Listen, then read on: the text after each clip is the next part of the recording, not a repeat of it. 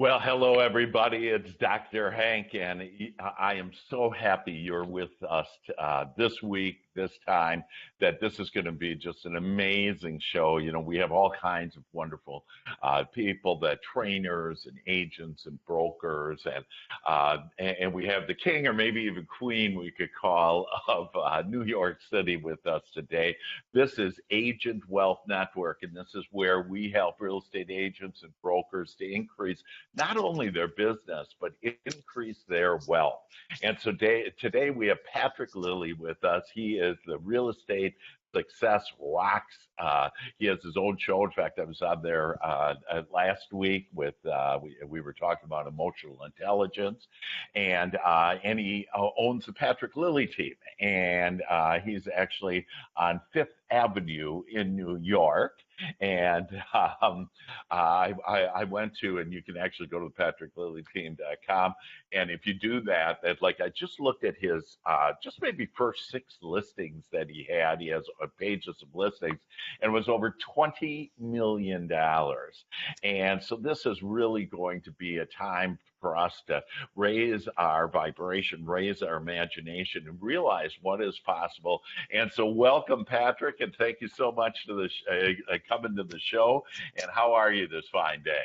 I am great, Hank. It's good to see you in person. You know, we talked last week or a couple weeks ago, Yeah. and Hank did a really great episode on emotional intelligence. So if you guys want to hear it, go to repodcast.rocks and you're going to see the previous episode with Hank. And it was a really interesting subject because my undergraduate degree is in psychology, and I love everything psychological. So there was a lot of really good stuff in that episode. So thank you, Hank. Yes, I thank you. And you're just such a kind man that not only are you so successful, Patrick, but you're just a good, kind man, a good soul. So it's really a privilege and pleasure to have you on. So can you tell us a little about how you got started in real estate, and you know, eventually we want to get into some of your success, your secrets to success that you had. But can you tell us a little background about you and where all of this came to become the King of New York?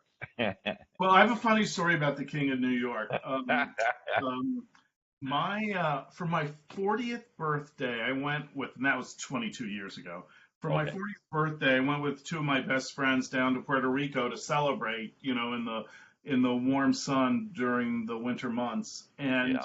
um, one of those friends lived out in Los Angeles, and well, every time I'd go out to visit Kevin, he would say, "Oh my," I would rave about how beautiful the oleanders are, which are a weed in LA, but to me they were like this gorgeous flower, this lush Yeah. flower.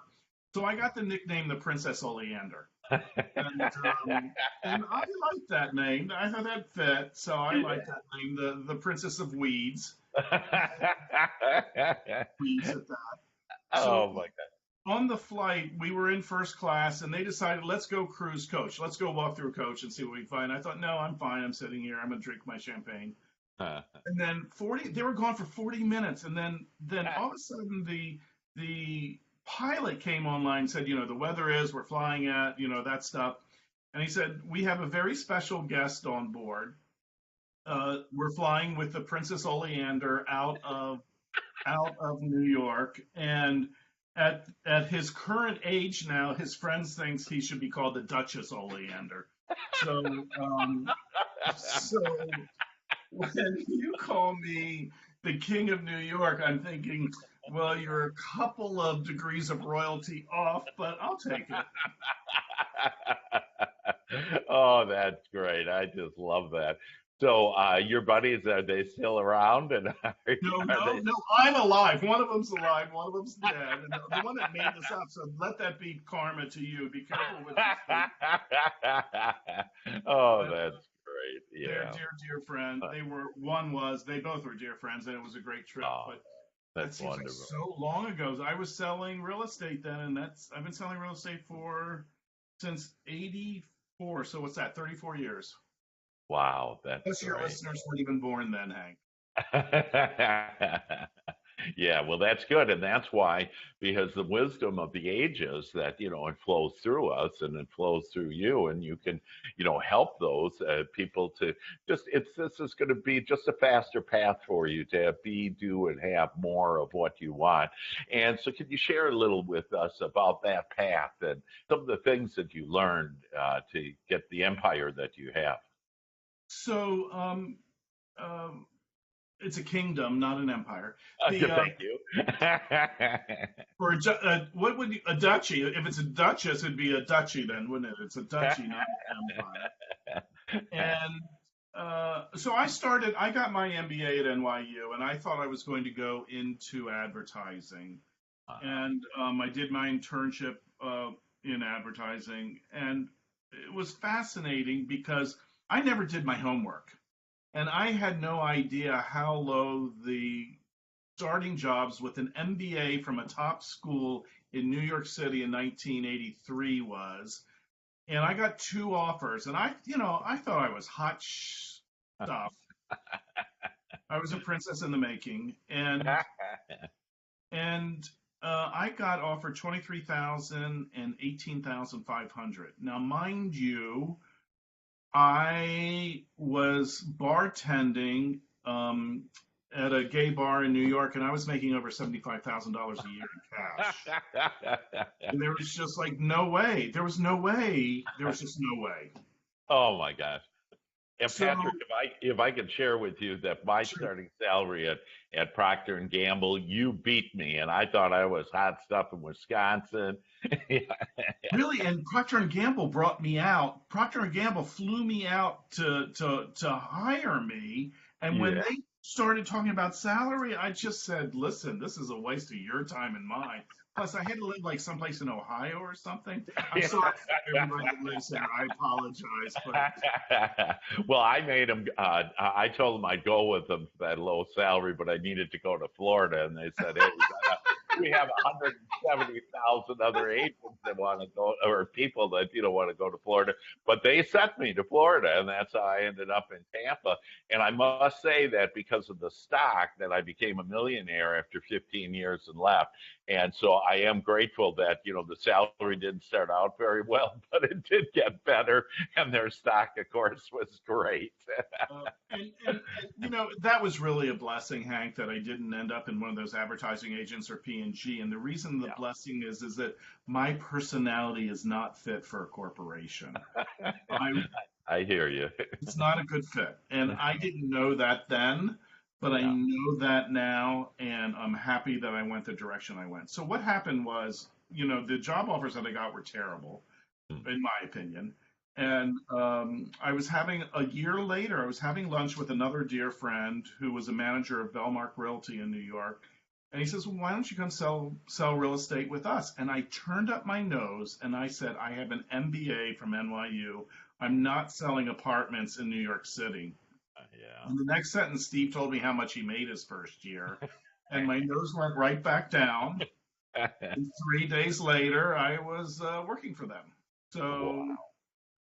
So that was, I don't think anybody grows up saying, "I want to be in sales." The only people I see growing up that says they want to be in real estate sales generally are children of realtors who see the life that those realtors have created for their family. But not too many, though I have seen a few exceptions where people are really being much smarter than I was then, and they look at the amount of money you can make in real estate these days. And it's Yeah. amazing. If you look at the top brokers in New York City, let's say out of the top 25, Uh-huh. 11 have MBAs.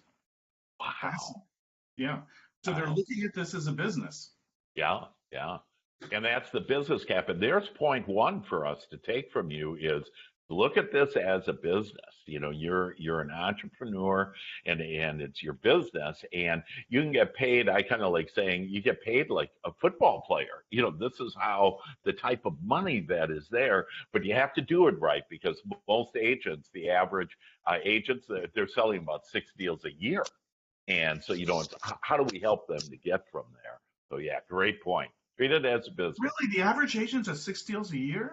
Yeah, yeah. The Are they working full time? According to NAR, well, they're being forced to go into doing something else, part time or whatever. But the NAR says that the average is about $1.3 million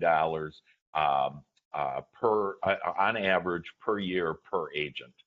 All right. So if you're one of those agents that are listening to this right now and you're doing 6 deals or less a year and your average gross GCI is 1.3 million and less, you Yeah. need to do something to change that. So Yes.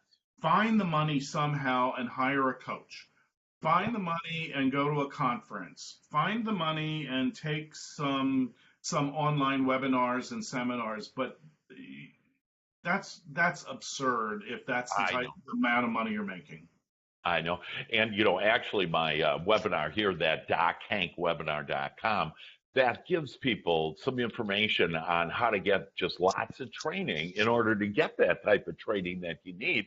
Because it's really about, everything is about our thoughts. It all starts with our Yeah, thoughts. And so if we get training, and like you say, Patrick, if we could get some training, well, that impacts our thoughts. What are you putting into your head?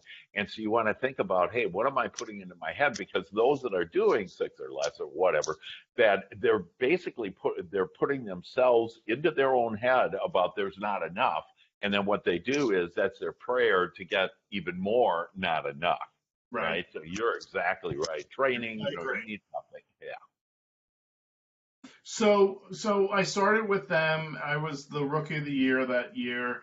And honestly, I got to be really, really honest with your listeners.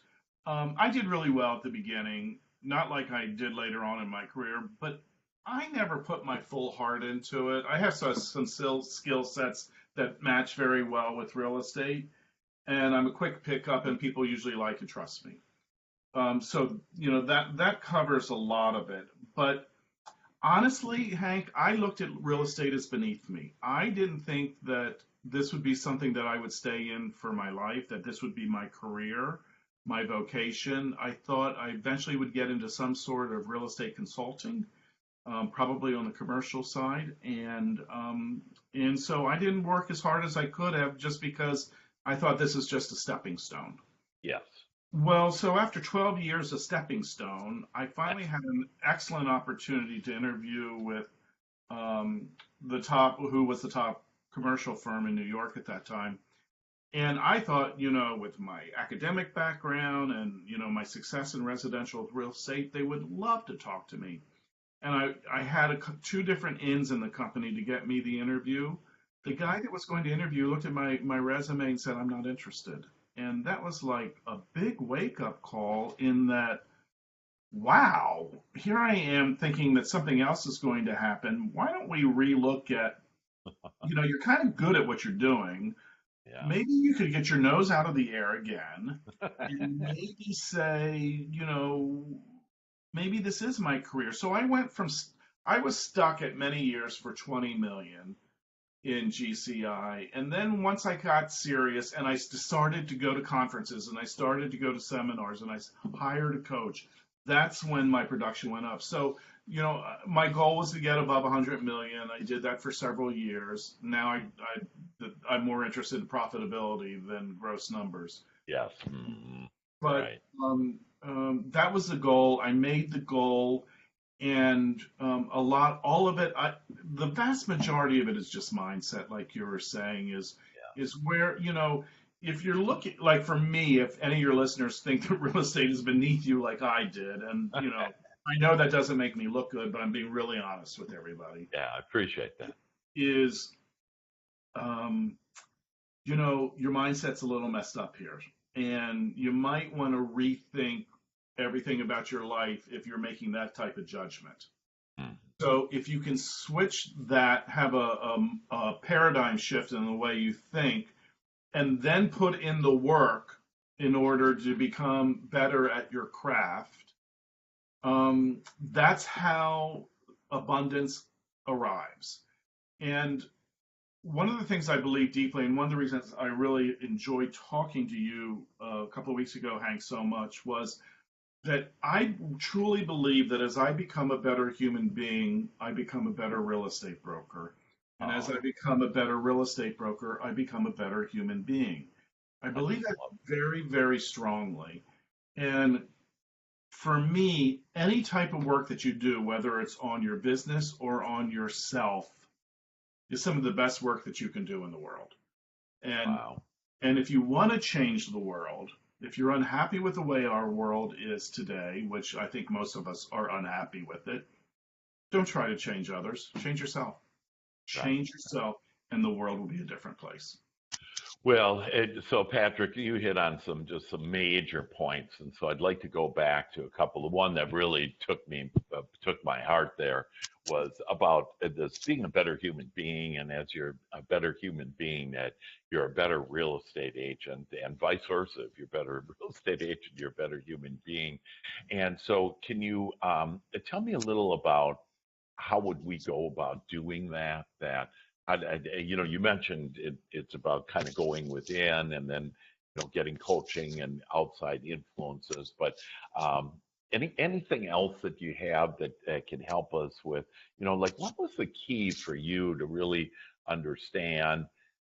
Well, you understood, hey, to be a better human being, and then what was the major step for you in order to really be that better human being that made you a better agent?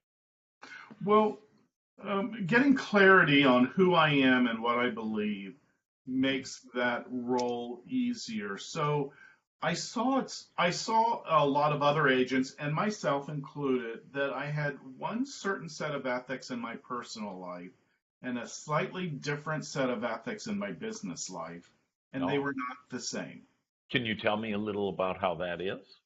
So if I was with a friend Hmm. and they asked me about um, a property, Yeah. and I wasn't involved in it at all, Hmm. I would tell them everything that I knew about the positives and the negatives, the whole bit.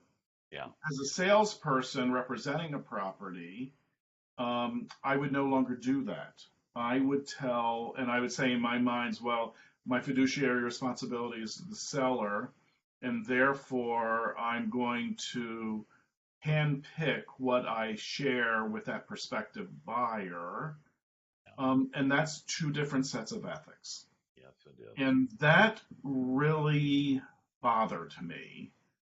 Um, that just doesn't make sense. To me, it doesn't make sense. I understand why we do it, Yeah. but just because we do something doesn't mean it really makes sense in the big picture. Or if it's right, or if it feels good.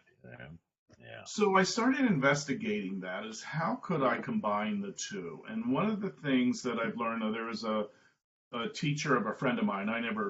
He was on my webcast a couple times, Alan Cohen. One of the things that he said when there's greater difference between who you are in a core or a soul level, whatever you want to call that, when that difference from who you are in the world, that causes a lot of tension and aggravation. Wow. And when who you are at your core soul level is who you are at the outside world, then there's very little to no tension or agita or uncomfortableness. So to me, that's clarity for me. And when I heard that, it's like, yes, that's what I'm trying to do. So I'm trying to reduce, who am I at a soul level and how can I be that all the day of my life, not just during my personal life. Yeah.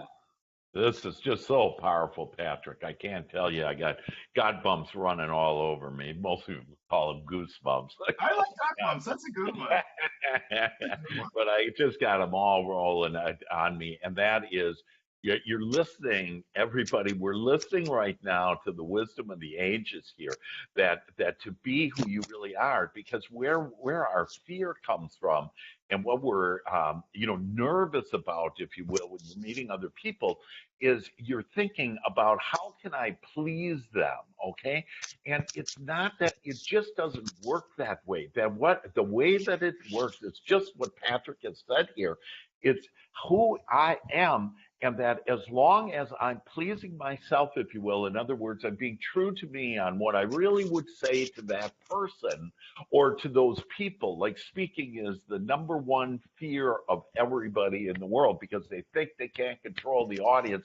The fact is, as long as you just control your connection with your soul, with your inner being, with the universe, God, whatever you want to call it, that then everything will be just fine. Oh, And it's yeah, so true. It's so true. And you brought up, I think, a point of what I think the average or the decent broker makes all the agent makes all the time is that they personally try to appeal to all types of clients, and they personally try to represent all types of properties, and yes, they personally try to, when they list a property, is to sell it to as many people as possible. And yeah, I'm going to say that's a huge mistake. That absolutely. that you're going to attract the people that like you, that want to be with you, that want to work with you. And I remember an early lesson on in Greenwich Village. I'm gay, obviously, from our previous conversation, but Right. there was a very, very effeminate, Nelly, tall black man that was very queeny way before RuPaul's Drag Race made it acceptable, way before. Right. And he was just who he was, and he was like, let his light shine as bright as he could. Yeah, I was, cool. and I really like Thomas. His name was Thomas Harmon. I don't even know if Thomas is still in the business, but Thomas, I Mm. love you if you hear this. Oh, Um, but what I loved about him is he was really clear about being himself, and he was very successful doing what he did, which were high-end rentals, mm, the West Village. And that taught me a lesson that here was this person that I thought most people would reject back then. So this was like in the oh, 80s that sure. I thought most people would reject back then, but he was actually attracting people because they love how he was so authentic. So, Yeah. so be yourself because that can allow you to gain more business. And then, Yeah. like when you get a listing, instead of trying to sell it to everybody, which is a huge mistake in my opinion, is Uh, figure out who is the demographic audience for this property and what's the unique selling proposition. And sometimes the unique selling proposition is just it's the best deal on the market. That's a unique yeah. selling proposition. Mm, sure. Sometimes it could be it's the only federal house in a tri-state area. It might be architecture, it might be price, maybe land. Who knows? It could be a million things. It could face a Yeah. golf course. That's the Yeah. unique selling proposition. Who's the person that's going to buy that property? And then all of your marketing of that property, your pictures, your text, your video, your copy, everything, any ads that you do, should all target that demographic and that USP because Yeah. that's who it's going to get. We don't want everybody in there. We want the people in there that are going to pay the most amount of money for that home. And the Yeah. people that are going to pay the most amount of that money for that home love that USP and are that target market. So Yeah. other people might bid on it, but they're not going to bid to the same level that those people are. And Yeah. that's why we do specific targeting in terms of a property. And that's why when working with when working with a circle of influence, be who you are because you want to put it out there. This is who I am, and that's who I want to attract, sort of in the law of attraction. Sure, sure. And on the law of attraction, for those of you that don't know, it's working on you whether you want it or not. And it's what we think. And just going to your website and to the core website, that in fact there was the number one video I think in America. Yeah, we continually get accolades for our videos. Yeah, yeah, and just amazing. But I mean, it's just breathtaking when you look at it. And it's not all just the big shiny buildings in New York. It's just the way that it's shot that you just are like, oh, I want a piece of that. you know? Which is interesting. So, which is good. So that goes back to my point previously. So one Yeah, of the things. So Sean Osher is the president of CORE, and he's a great guy. yeah, And he's taught me a lot about video. And what he says is that, especially when selling luxury property, you're selling aspirational living. You're not selling bedrooms and kitchens and bathrooms yeah, and square footage. You are selling aspiration. So consequently, one of the mistakes that luxury brokers make is that they show every single part of the house in a video or in the photographs. And that's not what you want to do. You don't want to show everything. You want to be a tease. You want to show those elements that that that unique buyer who's going to buy that home is going to aspire to that living, and then you want to play up that living. And that aspiration may be a beautiful set of roses on an old fireplace mantle, because Yeah. that's an aspiration for how you want to live Yeah. versus, a further shot away that shows the entire room. You've got to learn how to balance the tease with the aspirations as opposed to making it a tour. And there's a big Uh, difference between a tease and a tour. yeah, that's awesome. That is just awesome. And tease versus versus tour. That again, you just continue to bring up these fascinating points, and so It I helps taught when it. you're a duchess. And your duchy kingdom. Yes, yes, my duchy, correct.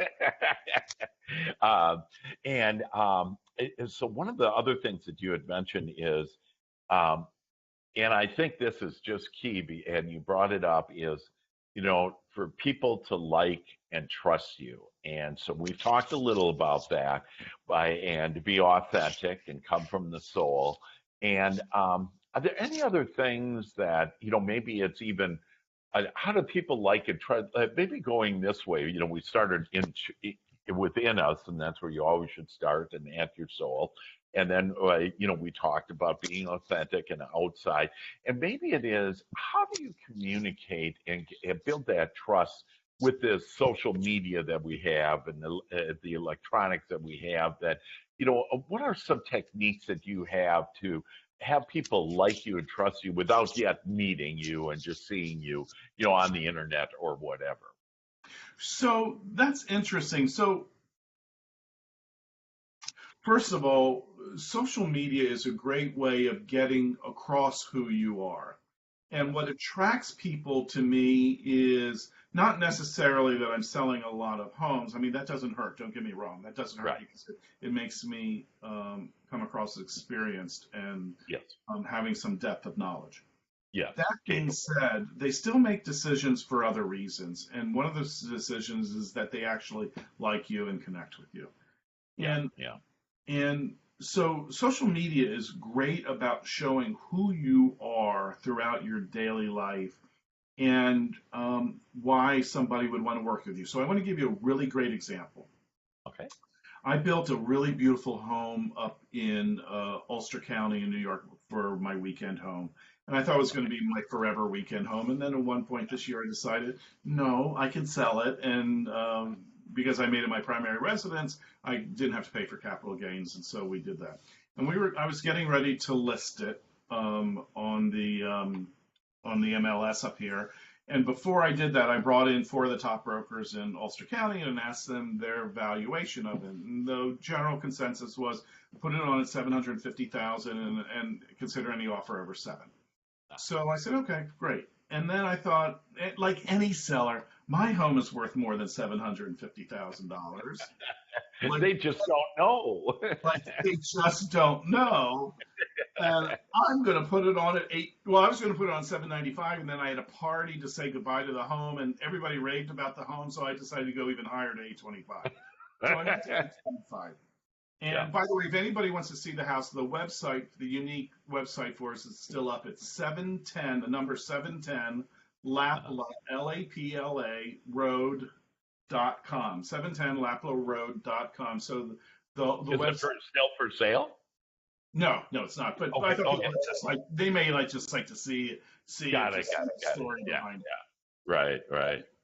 And I'll keep it up. I'll keep it up forever. And the reason I'll keep it up forever is that you're going to hear why it was such a great story. And telling stories is how you make more money.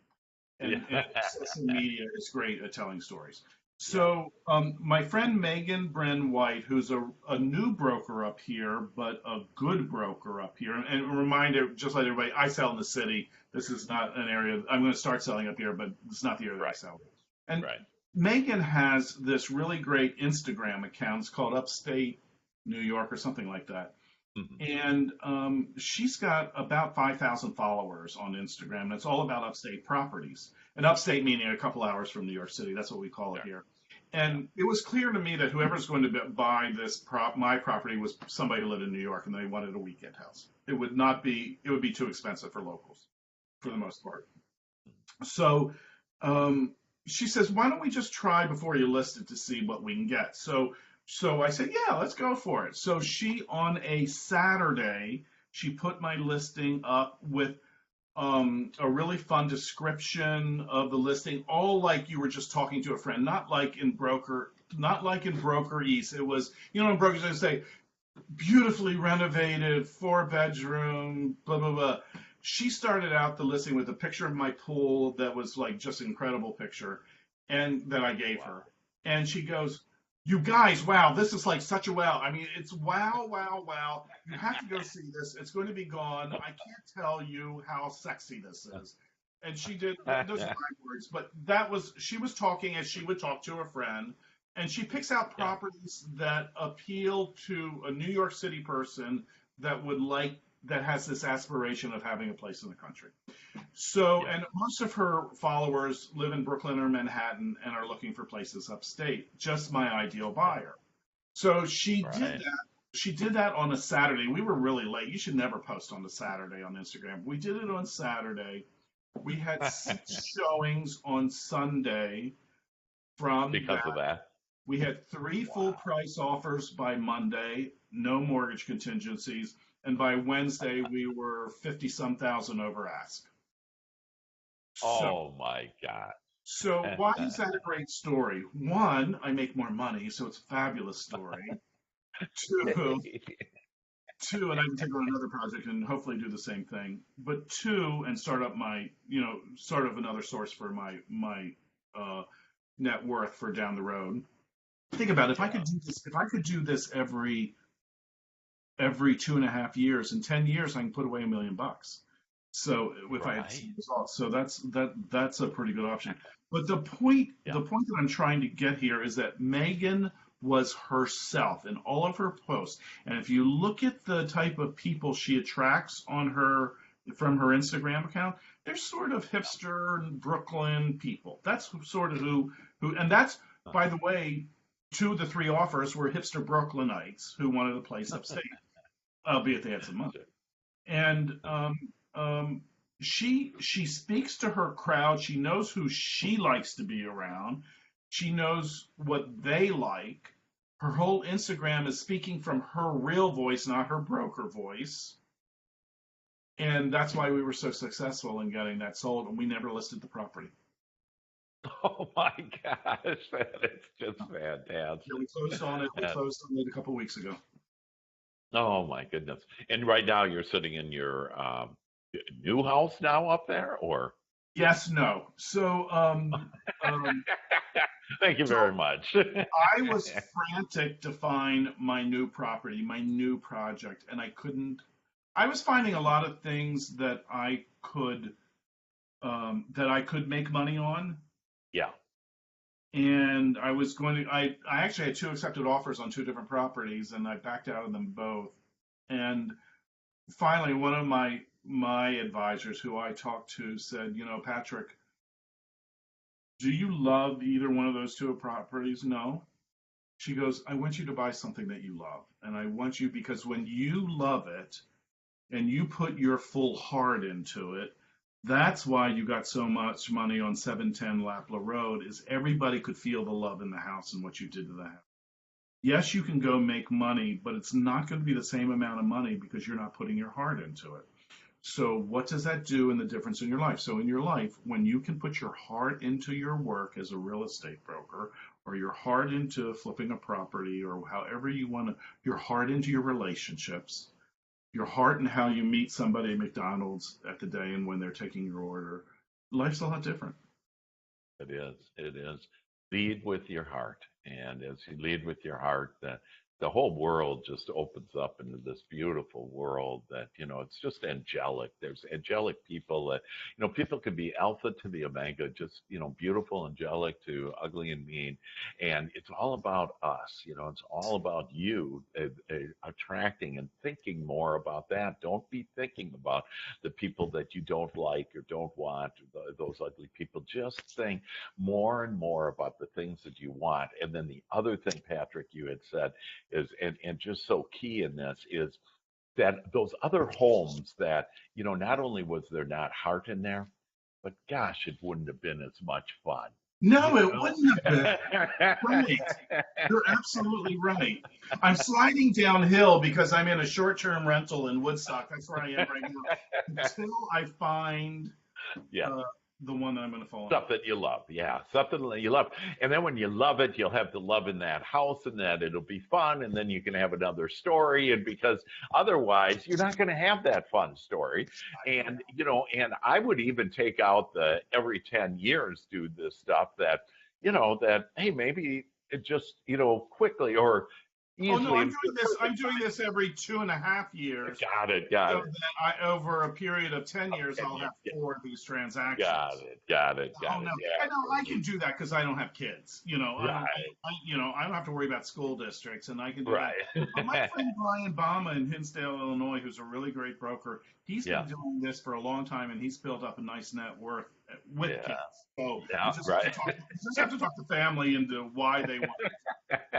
But it's a smart move, and I just want to say, so like what you just said about doing things because they're bringing joy, that's Yeah, something that can increase your business. So before you go to bed at night, and before you wake, and when you first thing when you wake up in the morning, one of the questions you could ask yourself is, what can I do to bring joy to some clients today, or what can I do to make today more fun for my team?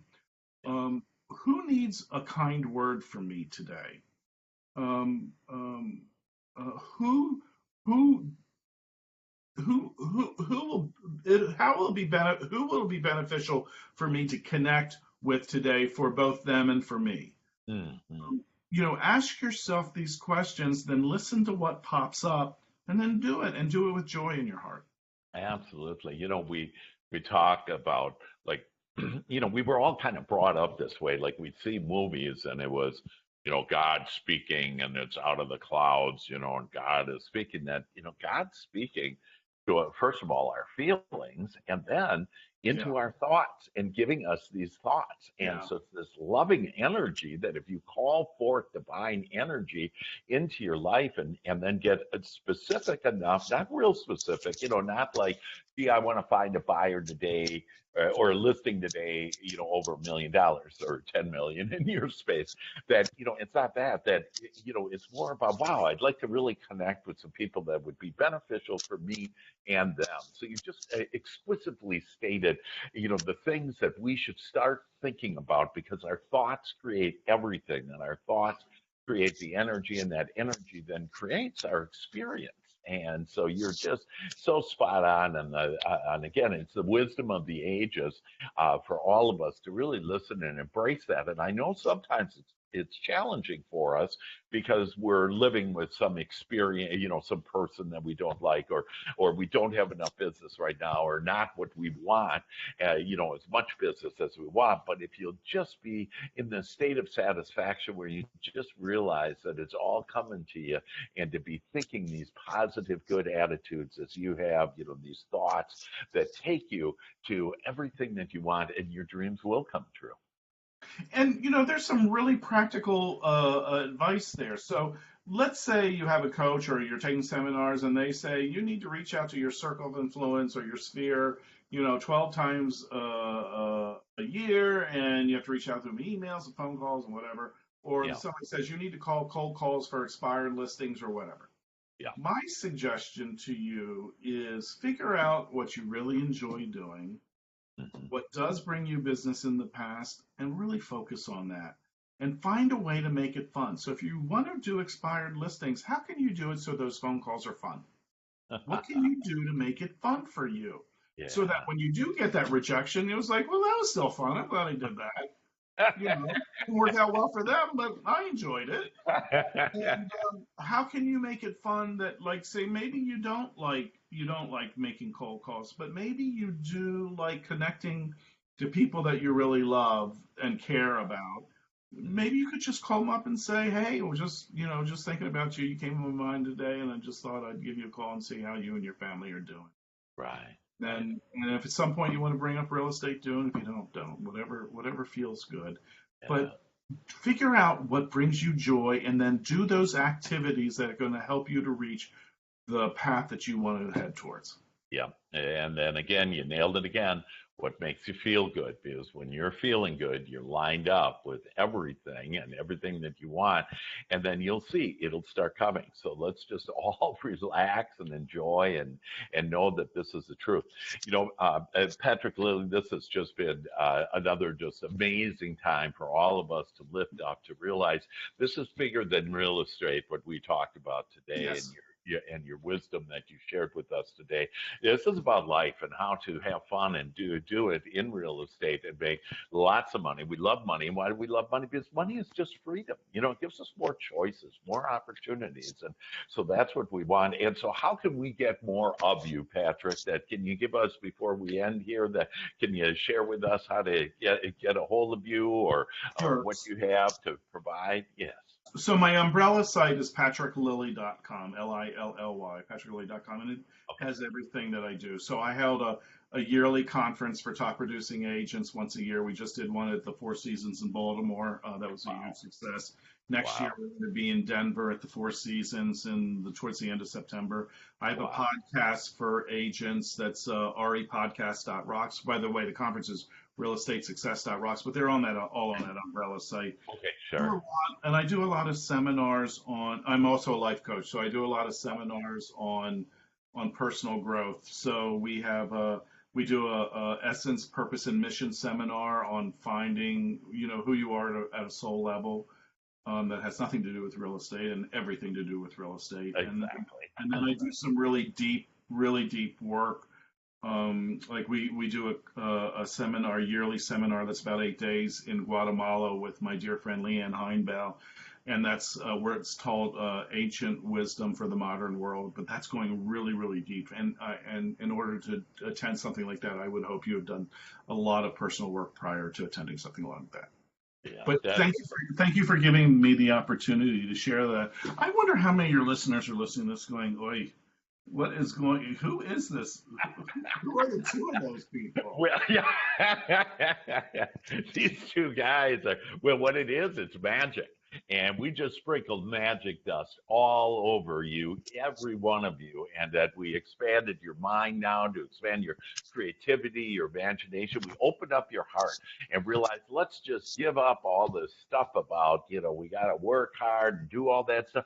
Let's take the wisdom from the ages that we got today for Patrick Lilly and let's go have some fun. Let's go do what we love to do.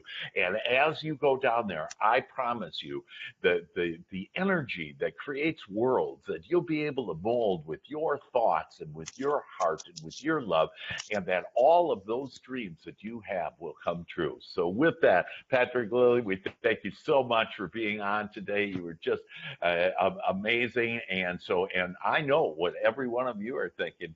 You're thinking, hey, you're going to have a better day today. You're feeling better already. And know that your life is getting better and more of those dreams are coming true. Love you all. Take care. Dr. Hank here, giving you all the best. Bye bye.